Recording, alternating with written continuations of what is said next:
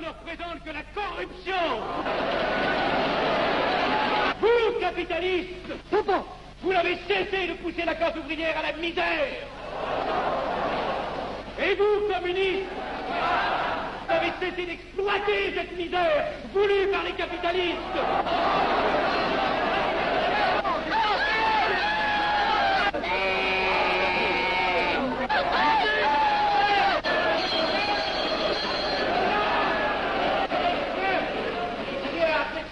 Et vous tous, parlementaires, désuets et périmés, insultez-moi le parlementarisme.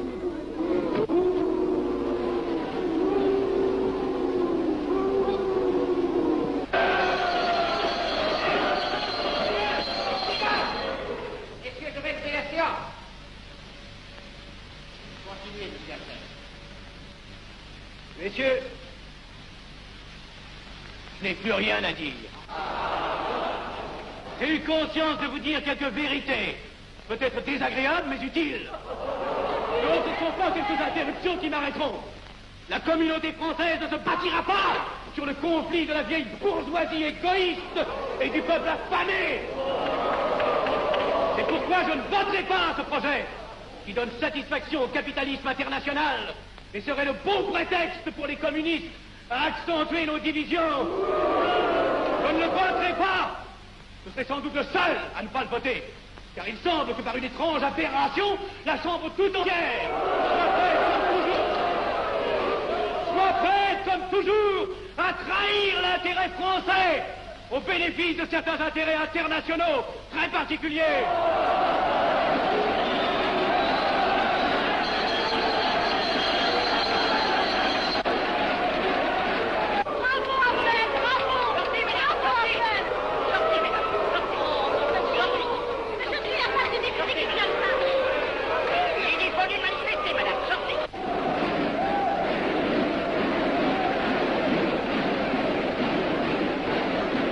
Il a du courage, ce petit Affnel. Ces petits nationaux trop puritains nous font perdre notre temps. Il faudrait l'éduquer un peu. De quelle loge est-il? Il n'est pas de chez nous, mon frère Dubois. Tout s'explique. Voilà un garçon intelligent qui a besoin d'une méthode et de conseils. Présentez-le donc. Il est sensible, il faudra procéder avec précaution. Envoyez-lui la rivière, il saura le persuader. J'y vais.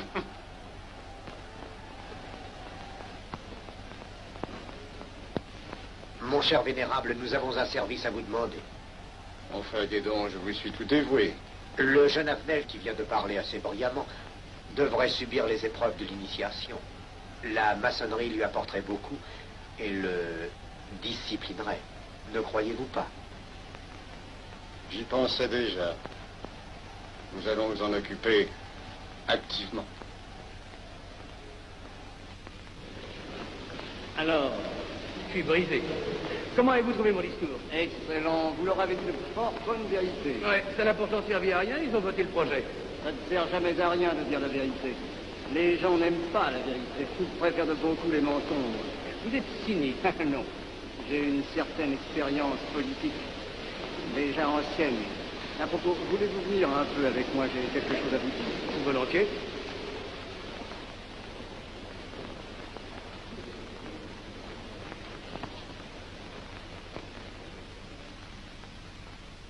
Oui, voyons, je voulais vous dire, si nous reprenions notre conversation sur la franc-maçonnerie, vous m'avez dit l'autre jour que vous étiez curieux de connaître cette association.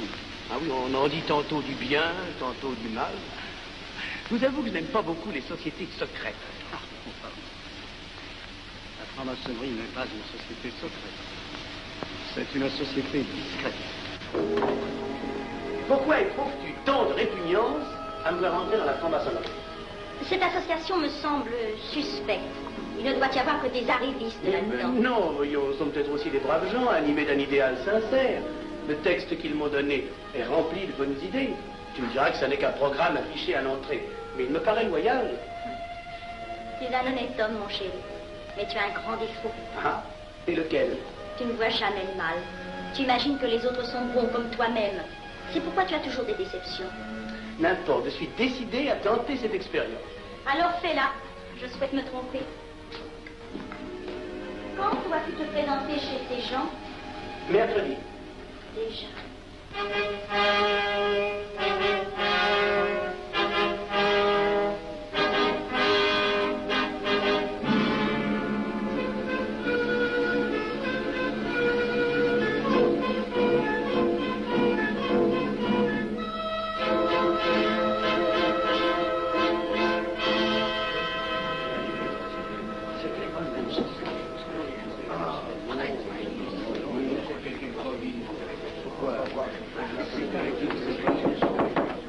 Les frères, les travaux reprennent force et vigueur.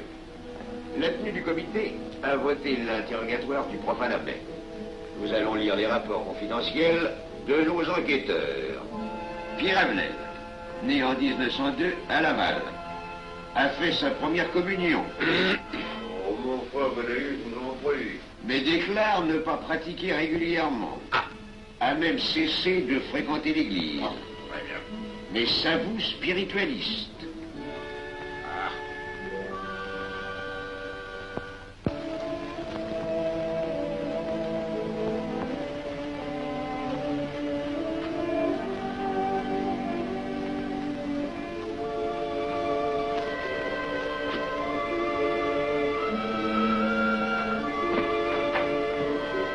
Monsieur, voulez-vous me suivre? Permettez-moi de vous barrer les yeux. Mes frères, le profane Avenel, qui nous est recommandé par notre frère Gainsbourg, vice-président de la Chambre, est député. Cela ne nous impressionne pas. Nous devons surtout examiner ce qu'il pourra apporter à la franc-maçonnerie. Il nous faut des gens qui servent notre ordre et contribuent à sa puissance. Pour l'instant, il paraît afficher des idées nationales un peu trop absolues. Mais enfin, je voudrais vous prévenir d'une chose. Comme il est de notre intérêt de tenir en main un grand nombre de parlementaires, il vaudrait peut-être mieux ne pas lui poser des questions qui pourraient le choquer. On nous le signale comme assez sensible sur les questions spirituelles ou religieuses. Quand il aura travaillé quelque temps parmi nous, il aura évolué.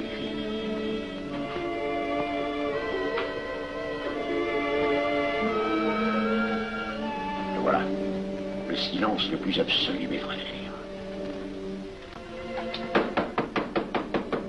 Qui frappe ainsi régulièrement à la porte du temple? C'est un profane qui demande à être interrogé, vénérable maître. Faites entrer le profane.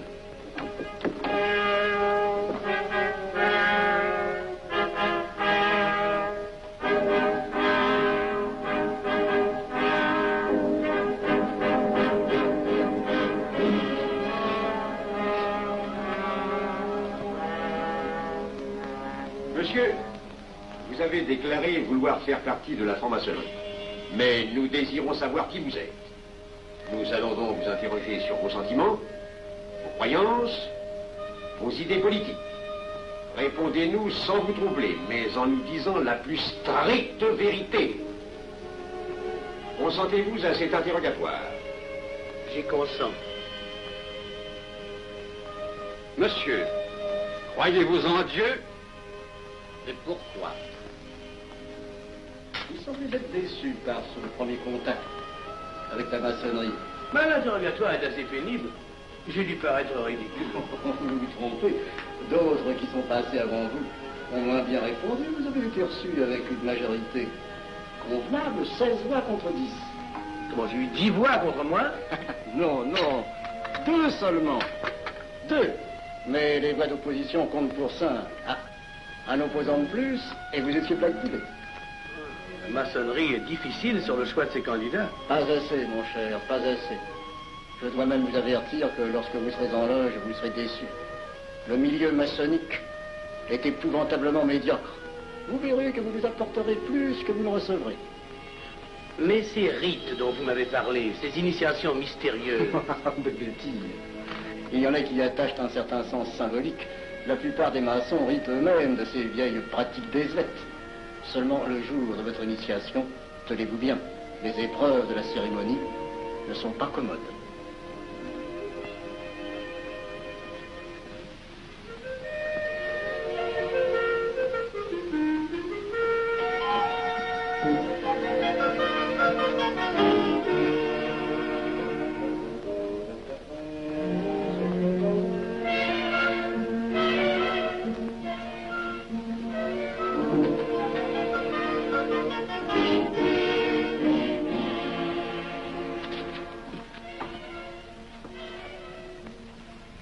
Bon, attendez à la Buveldia. On viendra vous chercher. Mais c'est entendu, mon cher, je m'occupe de ton affaire. Tu peux compter sur moi. Mais c'est entendu, excuse-moi, la nuit va commencer, je suis un peu en retard.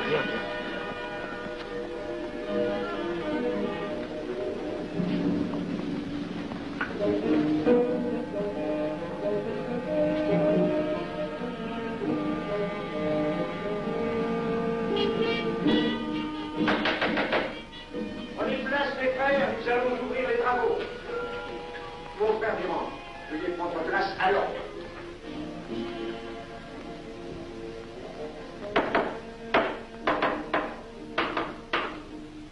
Frère premier surveillant, êtes-vous franc-maçon? Mes frères me reconnaissent comme tel, vénérable maître. Frère second surveillant, quel âge avez-vous? 3 ans, vénérable maître. Frère premier surveillant, quel est le premier devoir d'un surveillant en loge? Vénérable maître, c'est de s'assurer que le temple est couvert. Veuillez vous en faire assurer par le frère couvreur.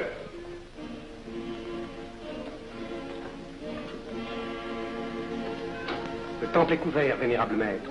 Frère second surveillant, quel est le second devoir des surveillants en loge? Vénérable maître, c'est de s'assurer que tous les frères présents sont membres réguliers de la loge ou visiteurs connus. Debout, et alors, mes frères. Frère premier et second surveillant, assurez-vous que tous les frères rangés devant vos colonnes sont membres réguliers de la loge ou visiteurs connus.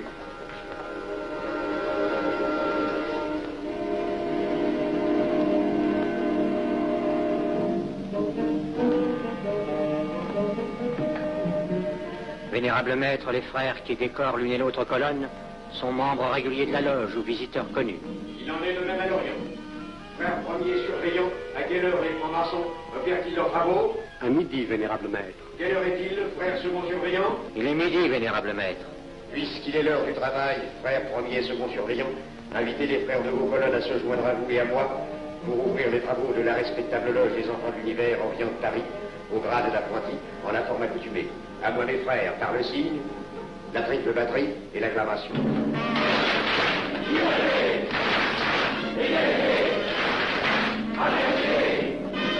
Prenez place, mes frères, les travaux sont ouverts. Mes frères, l'ordre du jour appelle l'initiation du profane Avenel. L'atelier a voté dans une précédente tenue la mission du dit profane. Nous allons donc ce soir le recevoir solennellement. Mon frère couvreur, veuillez aller chercher le profane Avenel qui a écrit son testament philosophique dans le cabinet de réflexion.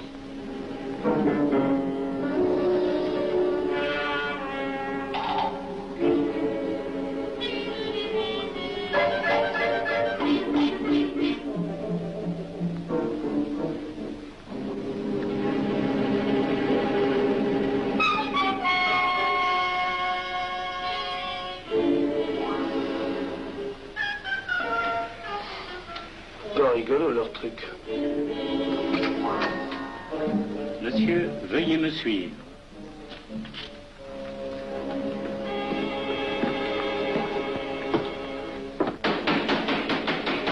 Qui frappe ainsi régulièrement à la porte du temple? Vénérable maître, c'est un profane qui demande à être reçu maçon s'il en est juste digne. Frères, armez-vous de vos glaives. Faites entrer le profane.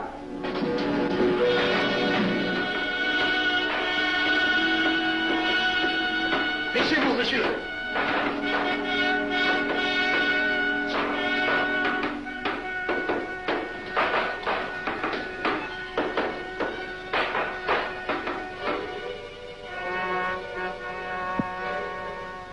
Monsieur, cette épée que vous sentez sur votre poitrine est toujours levée pour punir le parjure. Elle est le symbole du remords qui déchirerait votre cœur si vous deveniez traître à la société dans laquelle vous voulez entrer. Est-ce de votre propre volonté, en pleine liberté, que vous vous présentez parmi nous? Oui. C'est une institution qui ne procède que d'elle-même. Elle prend sa force dans la raison. Persistez-vous toujours dans vos intentions? Êtes-vous bien déterminé à vous soumettre aux épreuves, quelles qu'elles puissent être? J'y consens. En ce cas, confiez-vous à la main qui va diriger vos pas. Mais comme il serait imprudent de s'imposer des obligations dont on ne connaîtrait pas l'étendue, il est de la sagesse de cette respectable assemblée de vous dire quels seront vos devoirs si elle vous admet dans son sein. Le premier est un devoir absolu de secret sur tout ce que vous pourrez entendre et découvrir parmi nous, ainsi que sur tout ce que vous verrez et saurez par la suite. Je dois exiger de vous un serment prêté sur la coupe des libations. Consentez-vous à le prêter? Oui. Frère expert, faites approcher le profane. Et vous, maître des cérémonies, apportez la coupe des serments. Présentez la coupe au profane.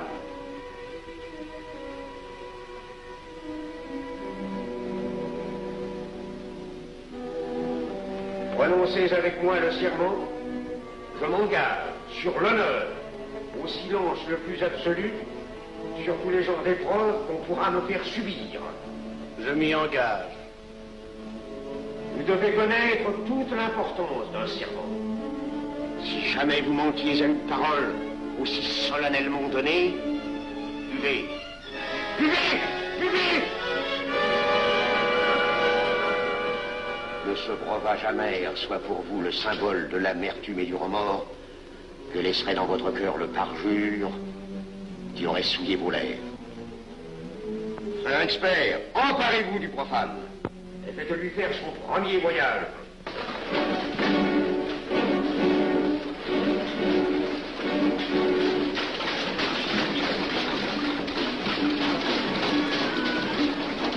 Voilà, c'est un profane qui demande à être reçu maçon. Comment ose-t-il l'espérer? C'est qu'il est libre et de bonne mœurs. Puisqu'il en est ainsi, qu'il passe.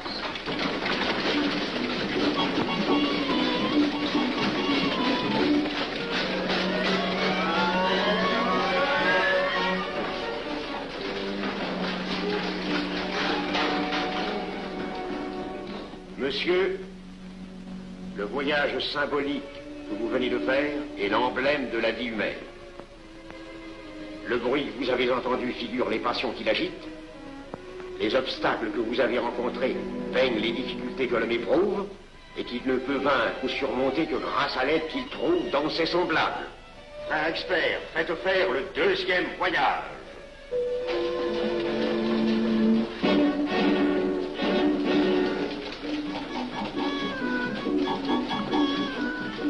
Qui va là? C'est un profane qui demande à être reçu maçon. Comment ose-t-il l'espérer? C'est qu'il est libre et de bonne mœurs. Puisqu'il en est ainsi, qu'il passe, et qu'il soit purifié par l'eau.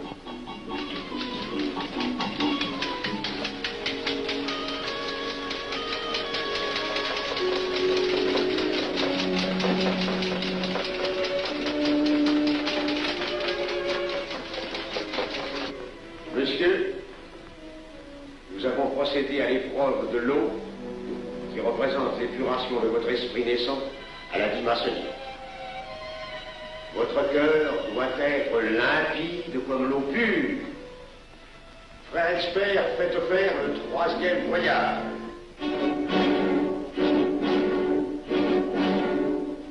Qui va là? C'est un profane qui demande à être reçu maçon. Comment ose-t-il l'espérer? C'est qu'il est libre et de bonne mœurs.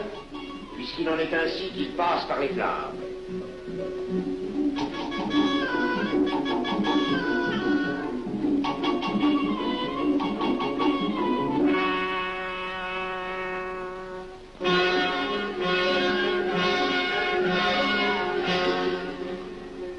Monsieur, les flammes dont vous avez été environné ont achevé vos épreuves. L'ordre maçonnique dans lequel vous demandez à être admis pourra peut-être un jour exiger que vous versiez jusqu'à la dernière goutte de votre sang pour sa défense et celle de vos frères. Je vais maintenant vous faire prêter serment à la franc-maçonnerie. Frère expert, amenez le profane à l'autel.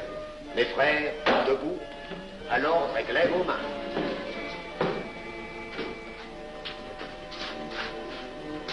Moi, Pierre Avenel. Moi, Pierre Avenel, de ma propre et libre volonté, De ma propre et libre volonté. En présence de cette respectable assemblée de maçons. En présence de cette respectable assemblée de maçons. Je jure et promets solennellement. Je jure et promets solennellement. De ne jamais révéler aucun des mystères de la franc-maçonnerie qui vont m'être confiés. De ne jamais révéler aucun des mystères de la franc-maçonnerie qui vont m'être confiés. Quelle idée saugrenue ton mari a-t-il de se faire recevoir franc-maçon? Je lui ai déconseillé tant que j'ai pu, mais tu sais comme il est entêté. Il va se trouver dans un milieu d'arrivistes si médiocre. On l'a pourtant bien prévenu. Pourvu qu'il ne lui arrive rien. Il y a tant d'histoires qui courent sur le compte de ces sociétés secrètes. Ne t'inquiète pas, Pierre. Il saura se tirer d'un mauvais pas. C'est prudent. Pas assez. Monsieur, le serment que vous venez de prêter ne vous donne-t-il aucune inquiétude? Consentez-vous à le renouveler lorsque vous aurez reçu la lumière? Je le renouvellerai. Mes frères, nous allons donner la lumière aux profanes. Frère couvreur, préparez-vous à accomplir votre office. Que la lumière lui soit donnée à mon 3e coup de maillet.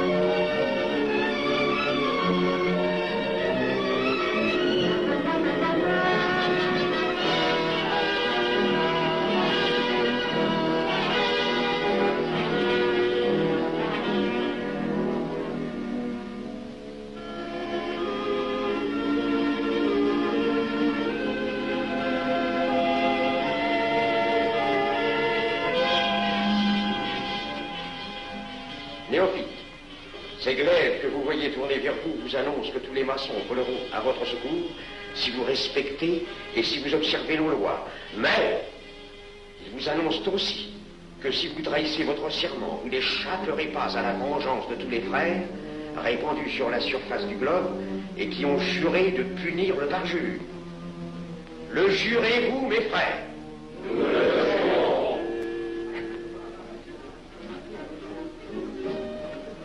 Mes frères, à la santé de notre nouveau frère. À votre santé.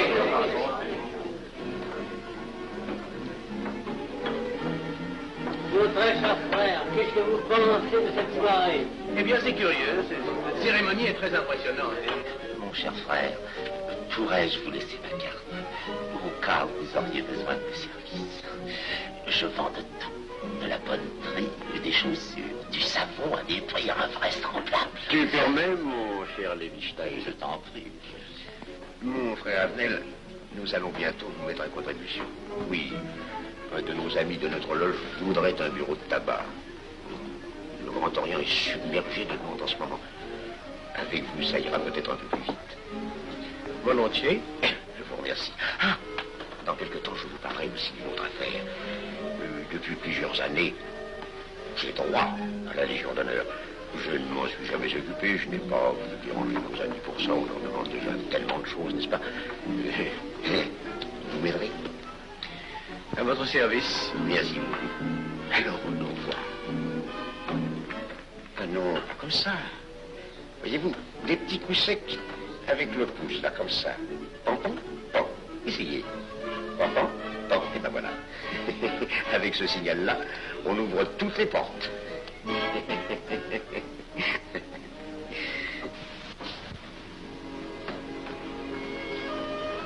Alors,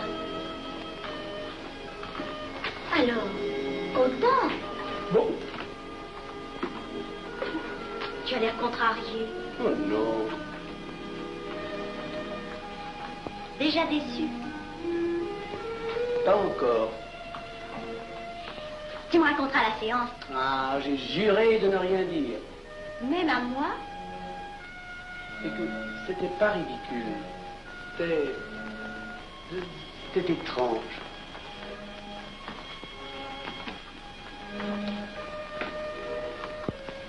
Mon chéri. Oh, mon chéri, c'est idiot, mais j'ai peur pour toi. Qu'est-ce que tu veux qu'il m'arrive? Oh, grand.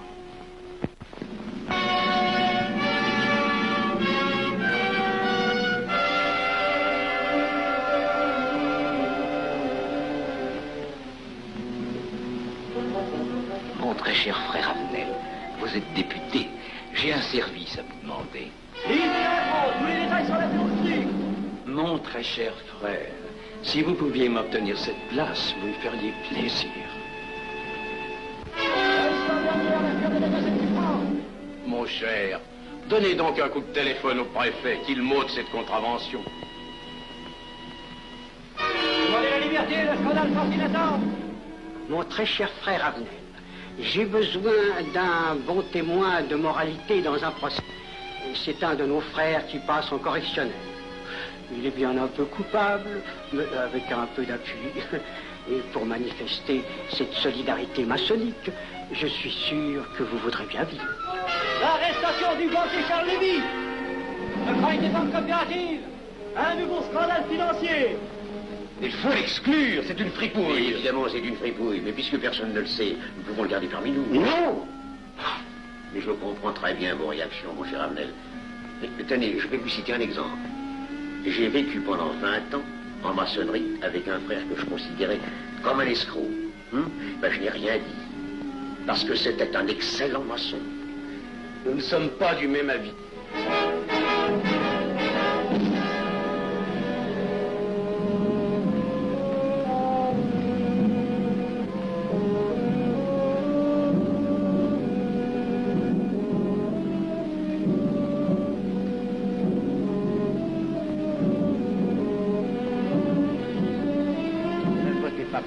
Pourquoi? C'est un adversaire de la maçonnerie. Et son projet est excellent. Qu'importe, il nous dessert. Vous n'avez pas l'air de mon avis. Non. Non, et non, je ne ferai pas ce que vous voulez. Un bout de monde de vous conformer à la discipline républicaine. La discipline républicaine et maçonnique. Je sais ce que c'est, allez, c'est une canaillerie. Mon frère, ne laissez pas vos paroles dépasser votre pensée. Oh, ne croyez pas que je suis en colère, non, j'ai tout mon sang-froid, au contraire. Et c'est pour ça que je ne voterai pas cette loi unique. Détruisez ce pays en l'empoisonnant doucement. Abnel, vous ne parlez pas sérieusement. Mais vous ne comprenez donc rien.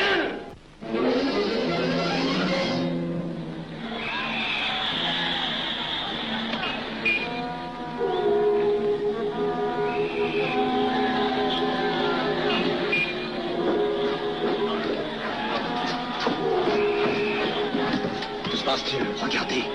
Calmez-vous, mon vieux. Je n'ai rien. Rien.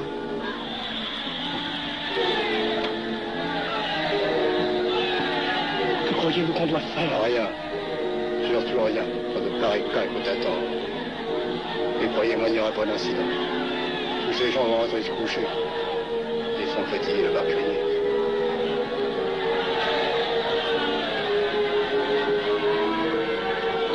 Qu'en pensez-vous, Abnel? Je voudrais être avec eux, place de la Concorde. Vous ne parlez pas sérieusement? Je n'ai pas envie de rire.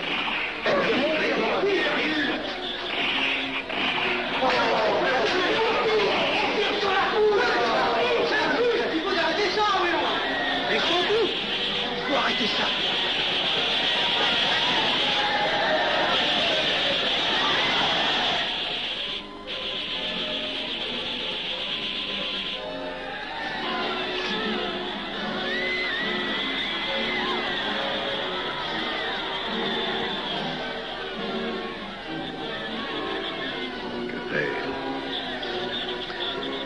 Trop tard. On tire encore. Du coup-feu.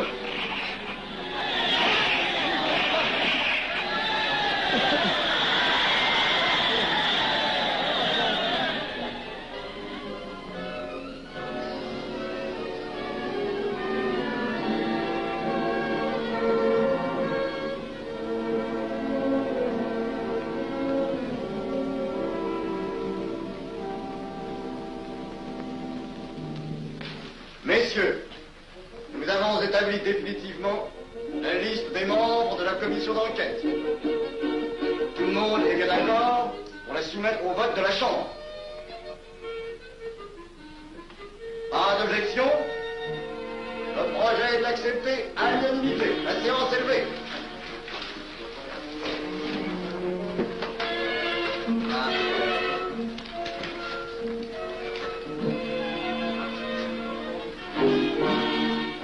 Vous pensez que ça va marcher? Je ne prévois pas d'opposition. Si cela est ainsi, nous risquons de nous en tirer.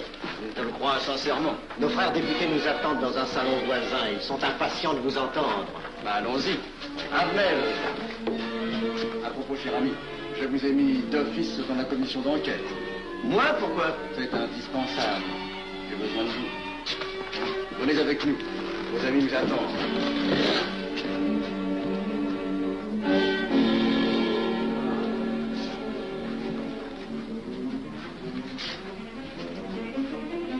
Mes frères, puisque nous sommes entre nous, je puis vous dire bien confidentiellement que nous allons traverser ces événements graves sans trop de dommages.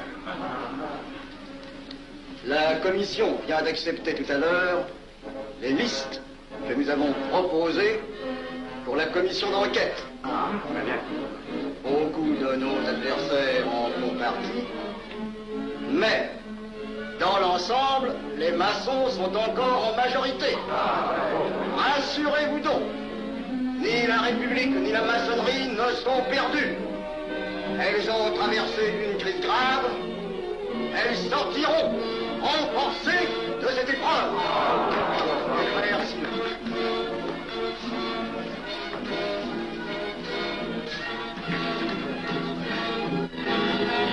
Demandez l'anti-Marfond, le scandale de la commission d'enquête. Demandez l'anti-Marfond, le scandale de la commission d'enquête. Vous me demanderez successivement le Quai d'Orsay, la Banque de France, l'état-major, le secrétaire général du Parti radical socialiste, le temps et les usines d'aviation Guerlain. Bien, monsieur.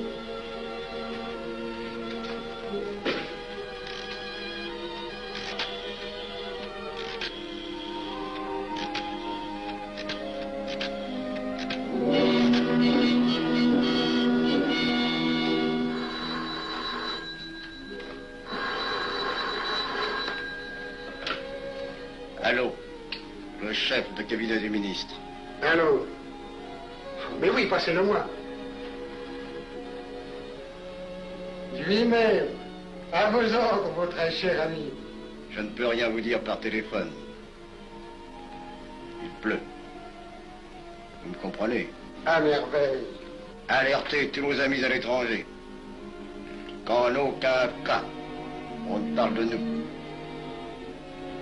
Silence. Compris. Allô, ici Général Maisonnat. À vos ordres, mon cher Larivière. Je compte sur vous, mon cher général, pour que l'armée ne varie pas politiquement.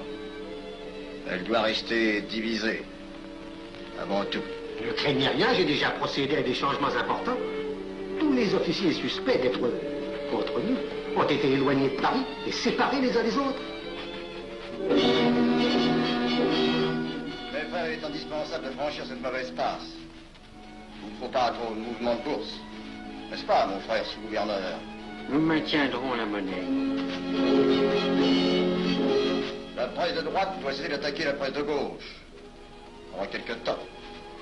Pour donner le change. C'est entendu.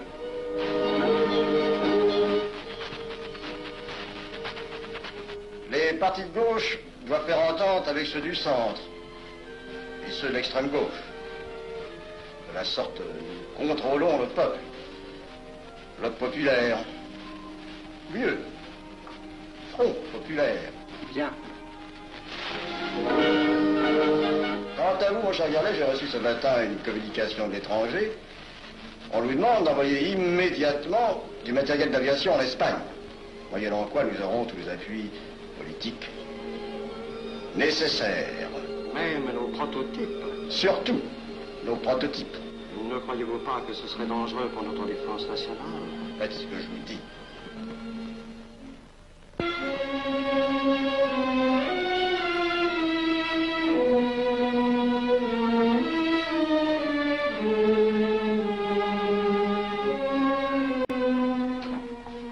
Monsieur Abnel, Faites entrer. Ah, bonjour, cher ami. Comment on va? bien, merci. Ah, je vous ai fait appeler. Que se passe-t-il? On ne vous voit plus. Vous le boudez? Oh non. Cigarette. Non, merci.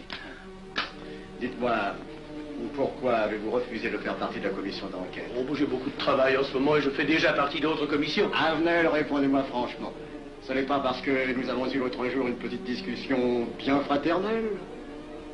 Eh bien, justement, si. Je voudrais vous parler de la franc-maçonnerie. Ah, mais bien, voyons, mais bien entendu. Asseyez-vous. Alors, je vous écoute. Eh bien, voilà, vous avez été mon présentateur, je vous dois une explication. Je suis décidé à déposer ma démission.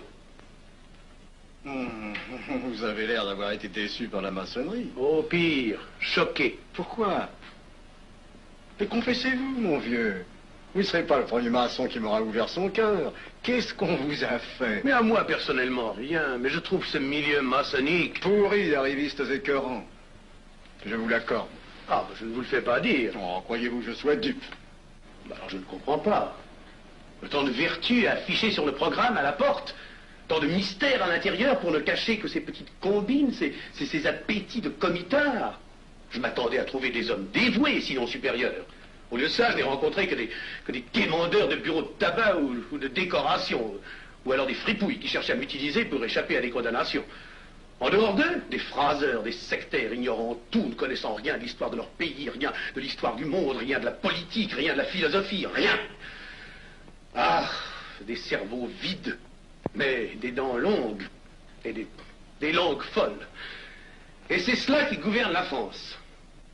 Quel grade avez-vous maintenant? J'ai été initié à la maîtrise il y a peu de temps.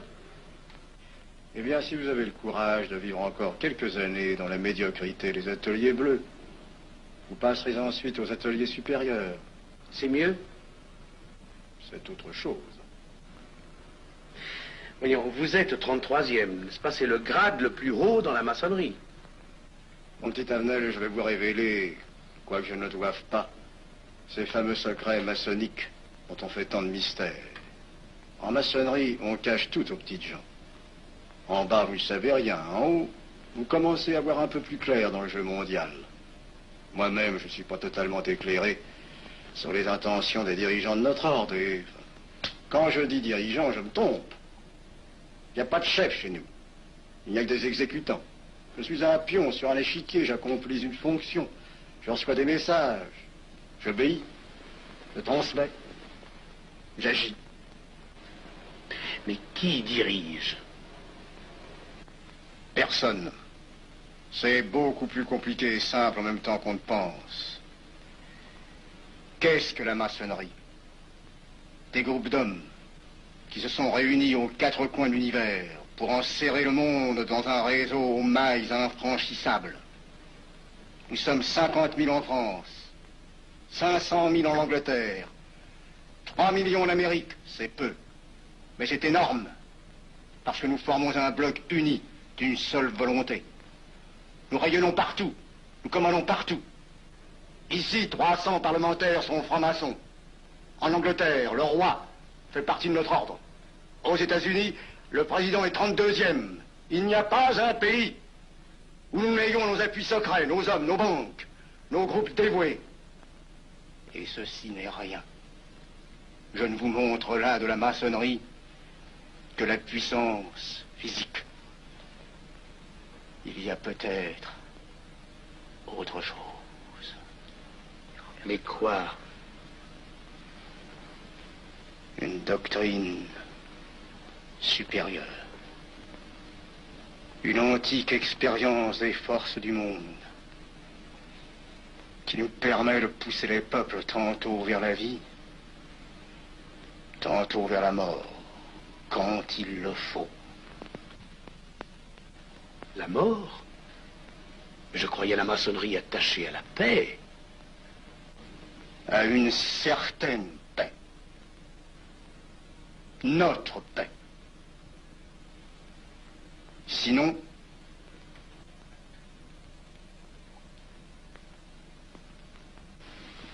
alors, cette démission? Je vais réfléchir.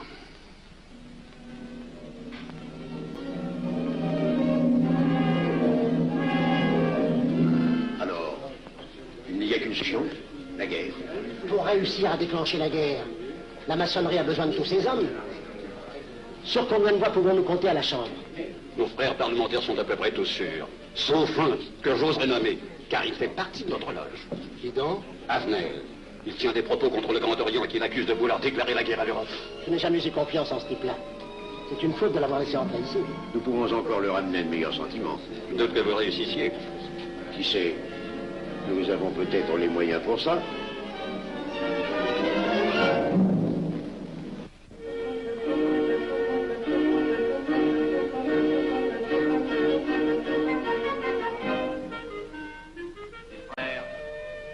L'aviation allemande n'a pas d'appareil. Plus de 2000 accidents d'avion l'année dernière en Allemagne. La ligne Siegfried est à peine construite. Les tanks allemands marchent difficilement. Un détail entre autres qui m'a été rapporté par un de nos frères. Quand leurs tanks sont entrés à Vienne, on s'est aperçu que certains d'entre eux étaient en carton et montés sur des hautes bicyclettes. Croyez-moi, mes frères, il nous serait facile d'abattre le national-socialisme dont les exigences, en tête accrue, deviennent intolérables. Et libérer ainsi nos frères réduisent à l'esclavage. Jamais nous n'avons été plus près. En 15 jours, nous réglerions le sort de l'Allemagne. Notre loi régirait l'Europe définitivement. Notre victoire est sûre. C'est faux. C'est faux. Silence. Ce que dit cet homme est faux. Mon frère, je vous rappelle alors, vous n'avez pas la parole. Je le sais. Je suis député et membre de la commission de la défense nationale. Je ne peux pas laisser se prolonger un discours aussi manifestement erroné. L'appréciation de monsieur... De notre frère, Liechtenstein. Oui, si vous voulez. Sur l'état de l'armée que possède l'Allemagne sont des mensonges. Et ajouter foi serait de la stupidité. Mais pourquoi vouloir une guerre entre l'Allemagne et la France? Mon frère, vous n'avez pas la parole. Peu m'importe. Mais je tiens à dire qu'aucun motif réel de conflit ne peut être invoqué. Vous le direz tout à l'heure, après l'exposé de notre frère. Non, je le dirai immédiatement, avant d'entendre des stupidités bellicistes. Mais vous tous, maçons, vous poussez à la guerre.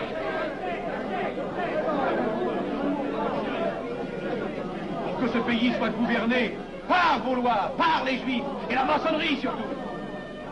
Le peuple français ne se battra pas pour défendre une idéologie fumeuse, un régime ignoble, une république pourrie.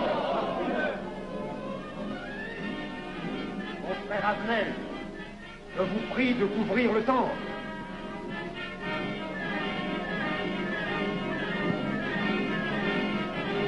Vous êtes tous des menteurs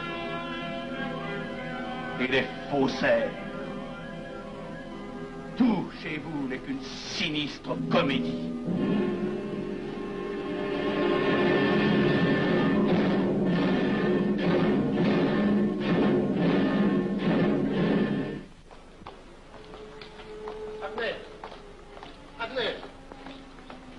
Avenel, excusez-moi, comme vous, j'habite Neuilly, c'est pourquoi je me permets de vous rejoindre. Oui, vous avez fort bien fait, monsieur. J'étais près de vous à la minute. Je voulais vous féliciter.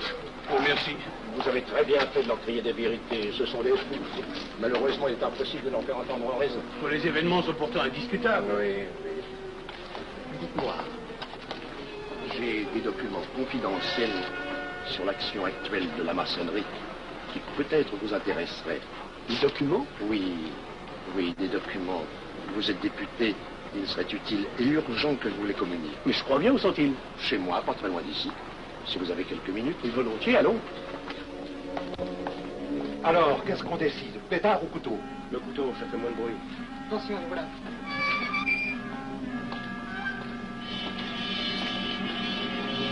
Un instant, je vais voir si vous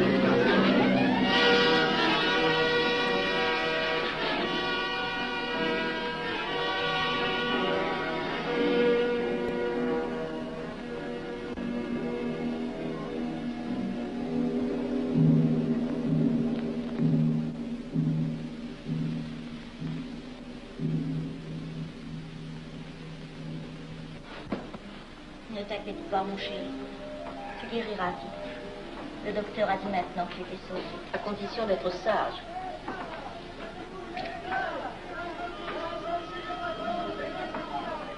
Qu'est-ce qu'on entend? C'est la mobilisation générale, mon chéri. Quoi, la mobilisation? Ne t'agite pas, je t'en supplie. Je n'aurais pas dû te le dire, mon Dieu.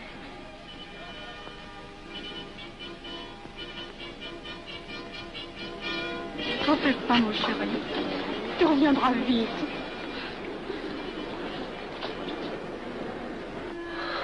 Les brutes. Ils sont arrivés. Ils ont réussi à déclencher leur guerre. Oh, ne bouge pas. Tes plaies sont à peine fermées. Si j'étais pas tombé sous les coups de ces criminels, j'aurais peut-être pu arrêter ça. Mais non, tu n'aurais rien pu empêcher, mon chéri. Ces hommes sont plus forts que toi. Ils ne t'auraient pas manqué.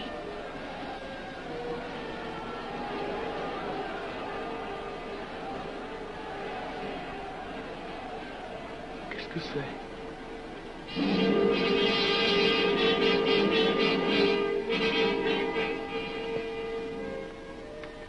Les malheureux. S'ils savaient ce que je sais.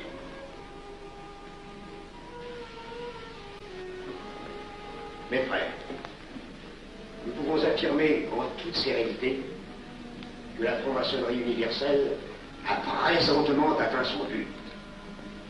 Cette guerre qui est la nôtre est déclarée. Elle doit aboutir au triomphe de notre ordre. Il importe que le monde soit définitivement gouverné selon nos méthodes et par nos idées. Debout et alors. Frère premier surveillant, à quelle heure ferme-t-on les travaux? À minuit, vénérable maître. Quelle heure est-il, frère second surveillant? Minuit, vénérable maître. Puisqu'il est minuit et que nous avons accompli notre œuvre, je déclare les travaux clos avant toute baguette.